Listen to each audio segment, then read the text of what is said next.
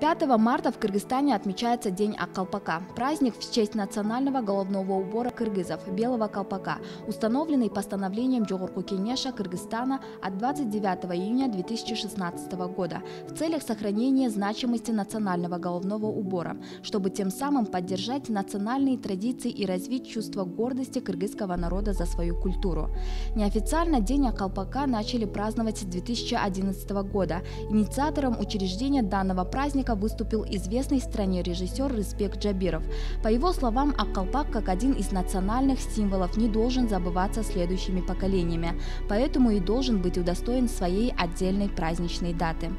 А 5 марта – один из первых весенних дней, когда расцветают подснежники и наступает весна, выбран как самый подходящий день. С каждым годом новый праздник приобретал все большую популярность в стране и в 2016 году получил официальный статус. Ак-Калпак издревле считается традиционным мужским головным убором кыргызов, наследием предков и заключает в себе глубокую национальную философию.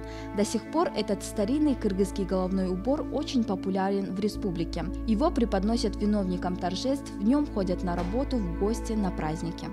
В 1946 году британский премьер-министр Уинстон Черчилль выступил в университете американского города Фултон с речью, ставшей исторической. «От Штеттина на Балтике до Триеста на Адриатике», — говорил Черчилль, отпустился над европейским континентом железный занавес. Черчилль указывал на намерение Советского Союза воспользоваться плодами войны и получить возможность неограниченного распространения своего могущества. «Раз русские уважают военную силу, — заявил Черчилль, — необходимо создать ассоциацию, которая включила бы Британскую империю и США, объединенных военно-политическим союзом, цель которого противостоять экспансии Москвы и попыткам Советов вербовать новых союзников». Фултонскую речь принято считать началом Холодной войны.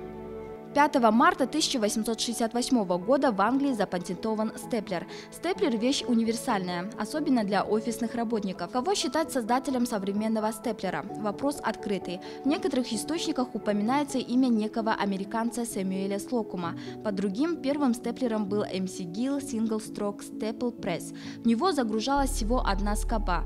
Название находка получила от имени автора Джорджа Макгилла. Само название степлер начало использоваться лишь в 1909 году. До этого сшивающие механизмы назывались скрепляtelями.